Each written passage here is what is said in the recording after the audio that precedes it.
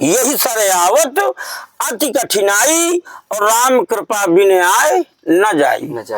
जब राम की कृपा होगी जी, जब परमात्मा की कृपा होगी जी गुरु, तभी उसका आगमन धर्म की ओर होगा। राधे राधे दोस्तों, जैसा कि मैं आपको नित्य नए संतों के दर्शन कराता हूँ, इसी कड़ी में चित्रकूट के एक ऐसे संत जहाँ पर मैं पहले भी आ चुका था और फिर से आया हूँ, जहाँ पर वहाँ पर बैटरी की दिक्कत थी तो बैटरी लेकर और कुछ सेवा लेकर आया हुआ हूँ। लेकिन उनकी कुटिया कितनी कमज़ोर थी, पानी की व्यवस्था नहीं थी, वहाँ पर फिर से आज हम लोग आए हुए हैं। और आप लोग देख सकते हैं कि कितना भयंकर तूफान है, और इतना भयंकर तूफान है कि शायद कुटिया आज बचेगी, मुझे ऐसा डर लग रहा है। और पानी भी बारिश होने लगी है यहाँ पर, तो देख भी पा रहे होंगे कितना भयंकर पूरा तूफान ही तूफान मचा हुआ है चारों तरफ, और बारिश भी तेजी से हो रही है। तो अब हम ये सोच रहे हैं कि ये बैटरी और सेवा अंदर पहले पहुँचाएं किसी तरह से, फिर महाराज जी तक पहुँचते हैं। तो आइए चलते हैं थोड़ा कुटिया की तरफ, और देख भी सकते हैं कि आज बहुत तेज से हवा चल रही है।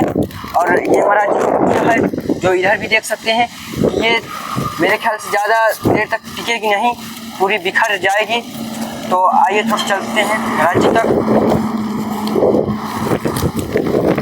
महाराज जी सीताराम।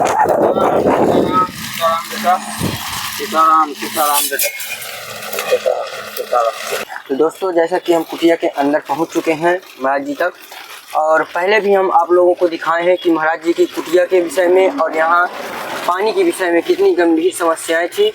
और आज का जो मौसम दिख रहा है हम लोग को, तो बहुत ही खतरनाक मौसम है। तो आप लोगों को पूछ भी सकते हैं महाराज जी से। महाराज जी, आज थोड़े से यहाँ के विषय में बताइए कि किस तरह का तूफान, कैसा अंदर से डर बन रहा है। तूफान तो अभिषेक इस समय बेटा इस तरह का चल रहा है, आज तो ऐसी स्थिति है कि ये लग रहा है कि हमारी झोपड़ी में भी कोई जान नहीं है ज़्यादा। बिल्कुल गुरु जी। और ना तो कोई मजबूती है जी, और स्थितियाँ ऐसी हैं कि यदि शायद ज़्यादा तूफान का प्रकोप बढ़ा जी, तो ये झोपड़ी भी उड़ जाएगी। बिल्कुल। और अपना भी अस्त व्यस्त स्थिति पर अपन भी हो जाएंगे जी गुरु जी। अब जैसा कामतानाथ भगवान की इच्छा होगी वैसा प्रभु करेंगे। तो हम लोग अभी कुटिया के अंदर बैठे हुए हैं, लेकिन कुटिया में ज़्यादा जान नहीं, अगर ये क्योंकि बगल में हनुमान जी बैठे हुए हैं तो किसी तरह से बची हुई है, नहीं तूफान तेज चल रहा है। मैं अभी बाहर आप लोग को दिखाया भी। तो मेन बैटरी की यहाँ समस्या थी, जो प्रकाश के लिए अव्यवस्था थी। हालांकि एक हमारे बड़े भैया अखिलेश जी हैं जो तो बैटरी और पैनल देकर भी गए हैं, लेकिन वो बैटरी थोड़ा सी छोटी थी महाराज जी, तो इस कारण से प्रकाश थोड़ा अव्यवस्था में था। हाँ, तो इस कारण से बैटरी हमें बड़ी वाली लाना पड़ा। और थोड़ा महाराज जी वो है,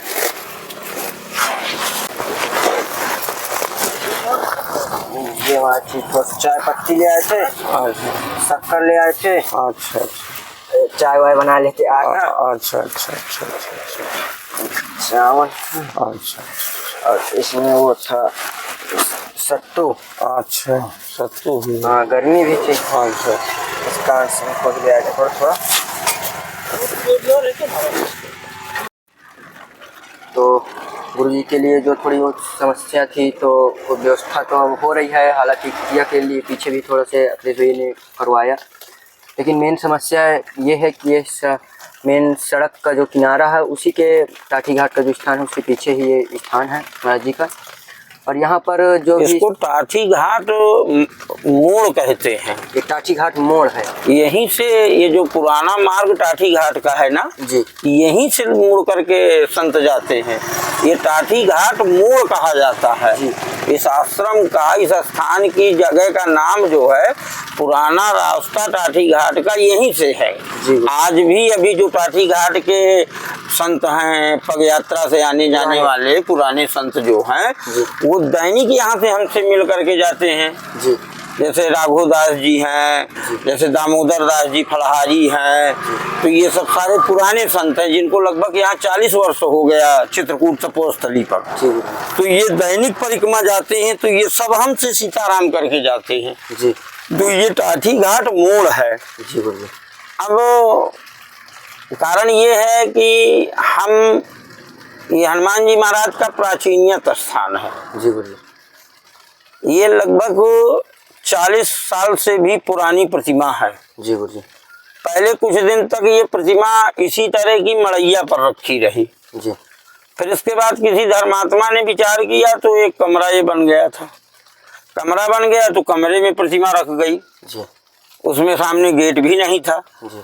फिर इसके बाद में छत पड़ी इसमें, तो छत भी इस तरह की थी कि बड़ी खतरनाक थी। वो टूट गई। वो टूटी टाटी छत थी।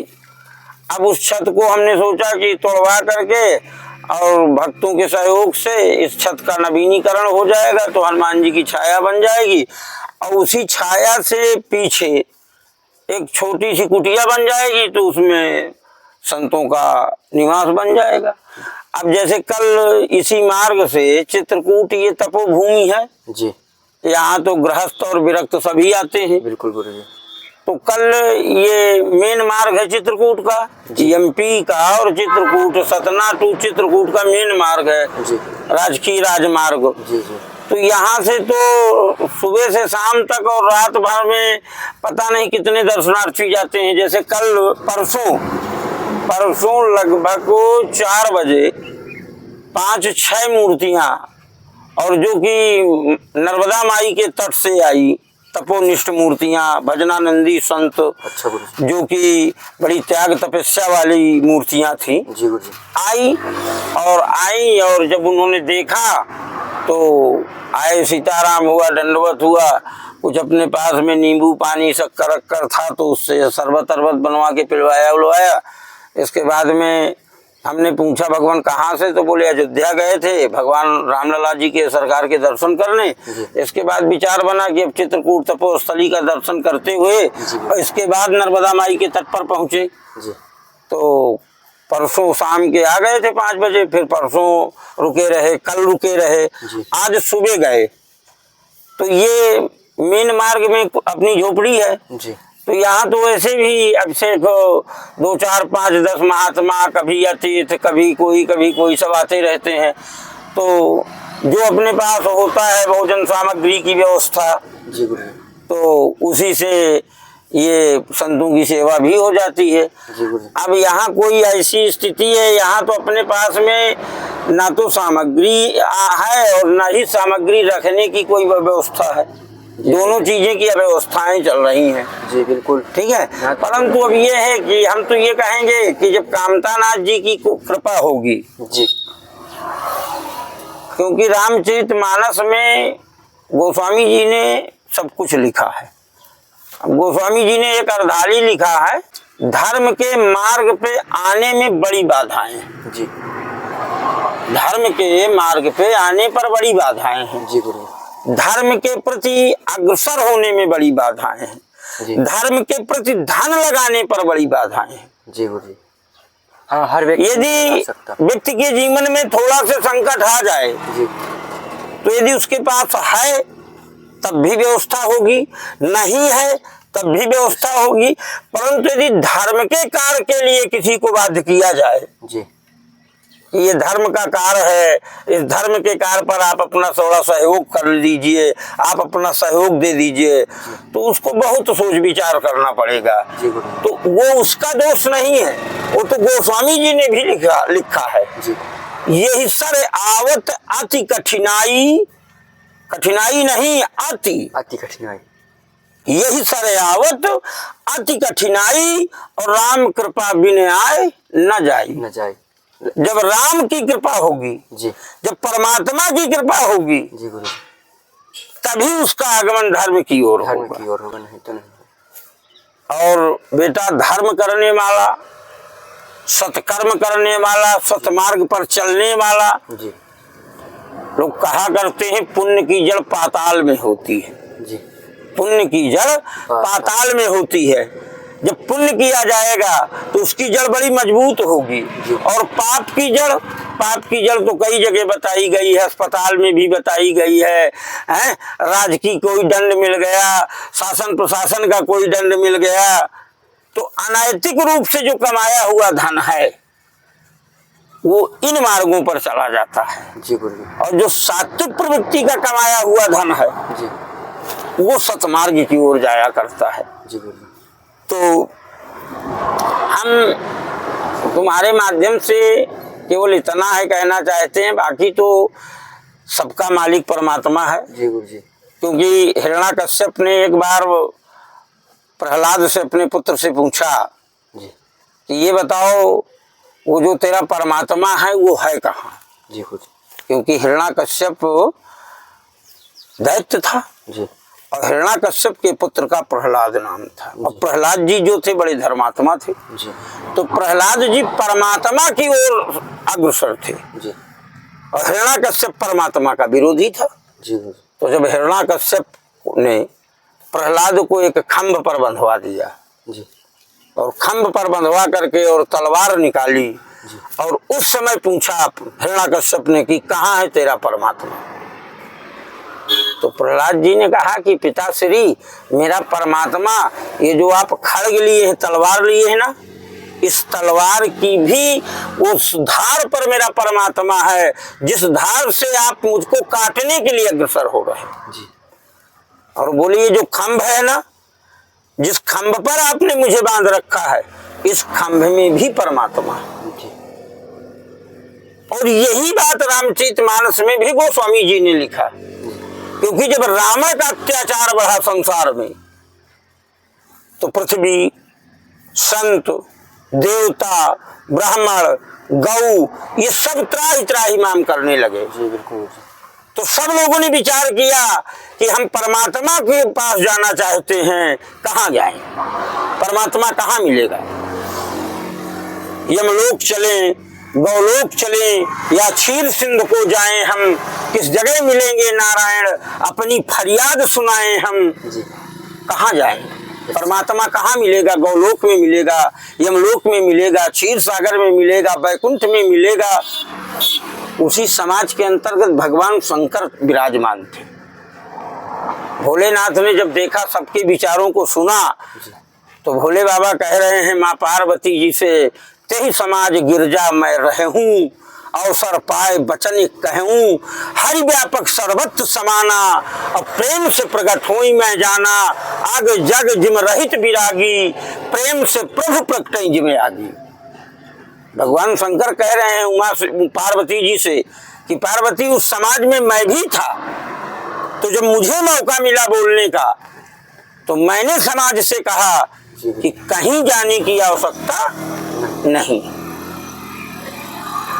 क्यों? क्योंकि जिस जगह परमात्मा की आराधना की जाती है, जिस जगह परमात्मा का भजन किया जाता है, जिस जगह परमात्मा को पुकारा जाता है, उस जगह परमात्मा को जाना पड़ता है। तो हम परमात्मा की इस तपोभूमि पर पड़े हैं। जी गुरु जी। और इस तपोभूमि पर रह करके भगवान का स्मरण कर रहे हैं।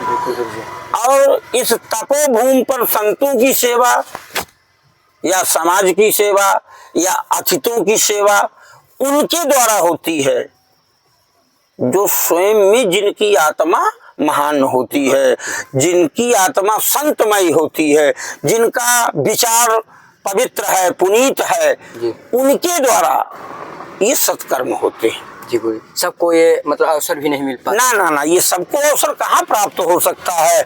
उसको अपने कार्य से फुर्सत नहीं है। बिल्कुल। उसको अपने कार्य से फुर्सत नहीं है, इसलिए फुर्सत नहीं है कि वो स्वयं इतना माया पर लिप्त है।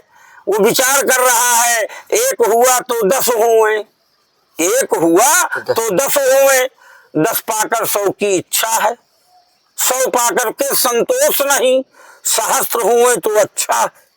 इतना करते करते राजा के पद में पहुंचा है, फिर भी संतोष नहीं होता। ये ऐसी डाइन तृष्णा है। जब तलक हृदय में तृष्णा है तब तलक विकार नष्ट नहीं होगा। ये आयु नष्ट हो जाती है, तृष्णा का नाश नहीं होता, उसके विचारों की, उसकी इच्छाओं की पूर्ति ही नहीं हो पाती है। तो वो कहाँ आएगा धर्म की ओर, वो कहाँ जाएगा तीर्थ क्षेत्र की ओर, वो कहाँ जाएगा संतों की सेवा की ओर? वो नहीं जा सकता है। वो भी भगवान अवसर सबको प्रदान करते हैं, सबको नहीं देते हैं। वो तो जिसके ऊपर प्रभु की कृपा है। वो हमने पहले बताया नहीं कि यही सरेआवत अति कठिनाई। जी गुरु जी। ये धर्म का मार्ग है, ये धर्म का रास्ता है, इसमें चलने में कठिनाई नहीं, अति कठिनाई पर राम कृपा। जब प्रभु की कृपा होगी तब फिर वो आता है इधर। आता है जी गुरु। तो गुरु जी जैसा कि हम देख पा रहे हैं कुटिया में, मुझे तो कुछ भी नहीं दिख रहा ऐसा। अब कुछ भी क्या, अब तुम तो अनवरत आते रहते हो, कोई आज पहली बार तो आए नहीं हो। तो गुरु जी तो कोई चीज अभी ऐसा भी तो नहीं है कि महाराज जी ने कहीं कोई चीज दूसरी जगह रख दिया हो। अब तो यहाँ इसके अलावा हाई कहाँ तो रखेंगे कहाँ आप ये तो गुरु जी भोजन प्रसादी की व्यवस्था कैसे कर पाते हैं? भोजन प्रसादी की व्यवस्था कैसे क्या है, इसी सब आता रहता है परमात्मा की इच्छा से। कि आपने मतलब बताया कि 5-6 मूर्तियां नर्मदा खंड से। हाँ तो कुछ था और कुछ फिर मार्केट दुकान से मंगवाना पड़ा, कुछ अपने पास धन था थोड़ा बहुत, कभी कभार आ भी जाता है। अभी एक दिन पहले 1000 रुपया एक भक्त दे गया था, 1000 रुपया दे गया था, तो उसमें से रखे थे 500-600 रुपए अपने पास। तो फिर उसको मंगवा करके उसी में से सामग्री मंगवाई गई सब, और बढ़िया संत सेवा हुई, आनंद भी आया बढ़िया 2 दिन। ये गुरु जी अब आज वो सुबह चली गए, संत मूर्तियाँ चली गई, नर्मदा खंड से आई थी, क्योंकि नर्मदा खंड भी तपोभूमि है। जी गुरु। और नर्मदा माई की तो परिक्रमा लगाने वाले संत, वो तो उनके दर्शन करने का फल है। जी गुरु जी। तो इसलिए जो जी संत जी का एक बहुत बड़ा वो होता है कि बताइए, मतलब 500-600 आपके पास था, उसको भी खर्च लगा दिए आपने सेवा में, ये नहीं सोचा कि कल के लिए हमारे लिए यहाँ रहेगा खाने के लिए या नहीं? ये सोचने का तो कोई कारण नहीं है, ये काहे को सोचेंगे, ये क्यों सोचेंगे अपन? जी गुरु जी। ये सोचने का क्या विषय है अपने के लिए कि कल के लिए क्या सोचना? कल के लिए तो सोचने वाला वो परमात्मा है, वो सोचेगा, अपन क्या सोचेंगे जी। अपन के सोचे से थोड़ी कुछ होगा। अपन सोच चेता कछु नहीं जी, आपन चेता कछु नहीं, प्रभु चेता तत्काल जी। अब बलि सोचे वो आकाश को, प्रभु भेज दियो पाताल। राजा बलि जो है दैत्य कुल के राजा थे, पाताल के राजा थे। राजा बलि ने 99 अश्वमेध यज्ञ किया था, और ये हमारे शास्त्रों का प्रमाण है, जो 100 अश्वमेध यज्ञ कर लेता है वो इंद्र पद का अधिकारी होता है। राजा बलि ने 99 अश्वमेध यज्ञ कर डाले थे, एक यज्ञ करना बाकी था, वो तो इंद्र पद के अधिकारी बनते। पर उनका सोचा कुछ भी नहीं हुआ, बिल्कुल परमात्मा का सोचा हुआ। तो यहाँ अपना कुछ सोचा थोड़ी होता है, यहाँ तो जो प्रभु सोचेगा, जो प्रभु कराएगा वही होगा। जी गुरु जी। यहाँ तो सब राम जी की कृपा है, राम जी की कृपा से सब कुछ होता है। और गुरु जी एक ये है कि ये टाटी घाट के मुख्य आपकी कुटिया है, तो इसके कारण से जो भी मूर्तियां संत भगवान जो संत यहाँ से बाहरी संत निकलते गुजरते यहाँ जरूर पधारते हैं। तो इस कारण और ये हमारा सौभाग्य है जी गुरु, इसको हम अपना सौभाग्य मानते हैं कि ऐसे महान संतों के दर्शन होते हैं, हमें उनकी सेवा का अवसर मिलता है और वो बहुत प्रसन्न रहते हैं। जी गुरु जी। ये तो अब कल रात्र में हमारे पास में आसन की व्यवस्थाएं नहीं थी जी, आसन की व्यवस्थाएं नहीं थी जी गुरु जी। केवल हमारे पास वो 2 चटाई हैं प्लास्टिक की और ये 2-3 कंबल, तो बस इन्हीं को सबको डाल दिया था और इसी में सब यहीं देख रहे हो, जमीन भी बराबर नहीं है। अच्छा गुरु जी, यहीं मतलब सब यहीं लेटे थे, यहीं सब लेटे थे, यहीं टिक्कड़ सब बने बाहर कंडी अंडी मंगवा करके जी। हाँ यही सब, और सब बहुत प्रसन्न रहे। हम कह भी रहे थे कि भगवान यहाँ भी तो अव्यवस्था है, अरे बोले ना बड़ा आनंद है जी। तो हमने कहा बड़ी कृपा है जी, आनंद है तो बड़ी कृपा है, तो प्रभु कृपा है कामतानाथ जी की जो आप यहाँ पधार गए जी गुरु जी। तो ये तो सब होता है गुरु जी। थोड़ा से जलाशय के विषय में थोड़ा से, अब जलाशय की तो बड़ी अव्यवस्था है, जलाशय का तो इतना बड़ा प्रॉब्लम है कि हम तो अब से कभी ये कामतानाथ जी से ये प्रार्थना करेंगे कि प्रभु जलाशय की यदि व्यवस्था हो जाए तो हम ये जरूर बताना चाहते हैं हमसे तुमको कि यदि जलाशय की व्यवस्था हो जाए तो इससे बड़ा संसार में कोई पुण्य नहीं है। बिल्कुल जल से बड़ा दान जी, क्योंकि प्यासे हुए को पानी पिलाना और भूखे हुए को रोटी देना। प्यासे हुए को पानी पिलाना, वैसे भी आजकल तुम देखते हो बड़े धर्मात्मा लोग रास्ते रास्ते पर जल की व्यवस्था रखते हैं, जिसको प्याऊ जल कहते हैं, जिसको देहात की भाषा में पौसला भी बोलते हैं। बहुत जगह पर देखो पेठा है, बतासा है, ये सब सारा सामग्री के बाद और बढ़िया जल, ठंडा जल पिलाते हैं लोग, रोक करके भैया जल पी लीजिए, थोड़ा पेठा ले लीजिए, बतासा ले लीजिए। इससे बड़ा तो सत्कर्म कोई है ही नहीं, इससे बड़ा तो कोई भजन है ही नहीं। एक जल और एक रोटी, ये सबसे बड़ा भजन है गुरुजी। और ये हमारा यही एक विचार है जी कि यदि अपने आस झोपड़ी पर कोई आ गया तो अपन को अब से एक बड़ी प्रसन्नता होती है जी कि चलो आखिर दो मूर्ति आ गए हैं, बड़ी प्रसन्नता है, आज इनको हम जो भी अपने पास है बढ़िया पवाएंगे, बढ़िया आनंद होगा। और जिस दिन कोई नहीं आता है उस दिन तो अपने को थोड़ा सा कष्ट जैसे महसूस होता है। आज वो सुबह गए 4-5 मूर्तियाँ, हम तो रोक भी रहे थे कि भगवान रुकिए 1-2 दिन, तो बोले नहीं अब चलने दीजिए, हम काफ़ी दिन के निकले हुए हैं। नर्मदा माई के तट पर उनका स्थान भी है जी और अपन भी नर्मदा क्षेत्र में रहे जी जी अपन को भी नर्मदा क्षेत्र के संतों से संपर्क है जी गुरुजी। तो इसीलिए तो गुरुजी तो वो जल की व्यवस्था तो अभिषेक बड़ी बहुत दयनीय स्थिति है और बहुत ज्यादा संकट है। जल संकट नहीं अति संकट है जी गुरुजी। तो ये तो मैं गुरुजी भगवान से बात है क्योंकि पानी की ऐसी असुविधा किसी को ना दे, क्योंकि पानी यहाँ है बहुत ही खराब। अब ये तो प्रभु की कृपा है अभिषेक जी गुरुजी। जिस दिन प्रभु की कृपा हो जाएगी कामतानाथ भगवान की ना जी उस दिन उनकी कृपा यदि हो गई जी तो 1 सेकंड नहीं लगेगा, यहाँ तो पानी तत्काल हो जाएगा जी गुरुजी। तत्काल जल की व्यवस्था हो जाएगी, ठीक है ना। अब जब तक उन्हीं की कृपा नहीं हो रही है तो उनकी कृपा के बगैर तो अपन कुछ नहीं कर सकते हैं। अब जिस दिन उनकी कृपा होगी उस दिन जल की व्यवस्था हो जाएगी। बिल्कुल गुरुजी। और गुरुजी थोड़ा से कुटिया के अंदर का आपका नजारा भक्तों को भी अपने दिखा दें, किस तरह की संतों की तप की स्थिति होती है। तो जैसा कि आप लोग देख पा रहे हैं ये अंदर का नज़ारा है संत जी के। ये एक टार्च है जो टार्च रात्रि में थोड़ा से सुविधा के लिए रहती है। और ये देख सकते हैं एक ये छोटा वाला सिलेंडर है और ये बर्तन का आपको दिख रहा होगा एक घड़ा ठंडा पानी थोड़ा से पीने के लिए, क्योंकि पानी देख भी सकते हैं कितना पानी है इसमें आप लोग को दिख रहा होगा। और इस बाल्टी में है भी नहीं क्योंकि इतना दूर है यहाँ से पानी के लिए 1 किलोमीटर। और कुटिया तो अंदर से देख भी पा रहे होंगे कि किस तरह की कुटिया बनी हुई है और किस तरह से यहाँ समस्याएं हैं, तो आप लोग को लगातार दिख भी रहा होगा। तो जैसा कि आप लोग को मैं अभी अंदर महाराज जी के सत्संग लिया, महाराज जी से जानकारी पूछा कि क्या समस्याएं यहाँ थी, कैसी कैसी असुविधा। तो महाराज जी मेन पानी और यहाँ भोजन के लिए व्यवस्था, क्योंकि जो मुख्य यहाँ पर महाराज जी की कुटिया है तो जो भी संत भगवान जो भी आते हैं पहले महाराज जी के पास आते हैं तो कुछ ना कुछ व्यवस्था करना पड़ता है।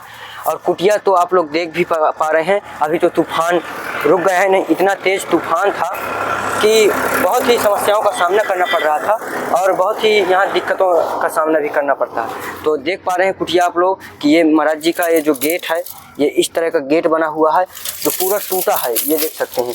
इसको अगर उठा लिया जाए तो पूरा गिर जाएगा, टूट जाएगा। और कुटिया का अंदर का नज़ारा और ऊपर से भी देख सकते हैं कि किस तरह का टूटा फूटा है।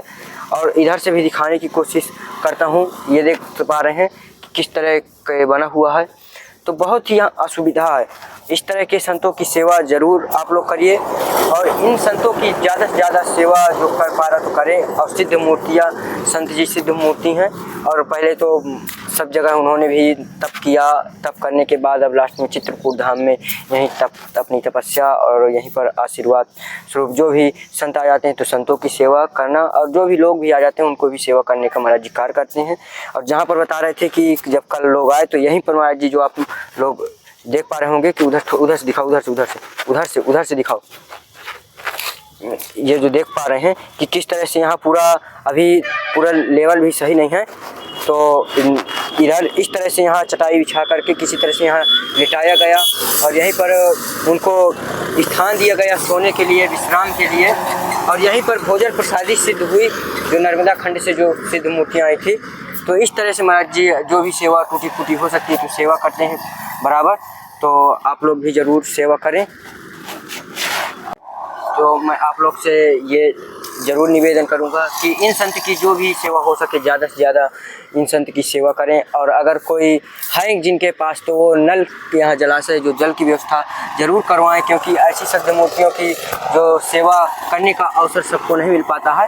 तो ये भगवान की बड़ी कृपा होगी यहाँ पर अगर ऐसी कोई सुविधा हो गई, तो ये सोचने का विषय है। तो यहाँ पर थोड़ा सा ज़रूर गंभीर रूप से सेवा के लिए ध्यान दीजिएगा। और तब तक के लिए मैं आप लोग से क्षमा चाहता हूँ कि जो भी हमसे सेवा हो सकती है तो हम लोग सेवा करते हैं। और अब मिलते हैं एक नए संत के साथ, एक नए वीडियो के साथ। तब तक के लिए राधे राधे, जय श्री राम।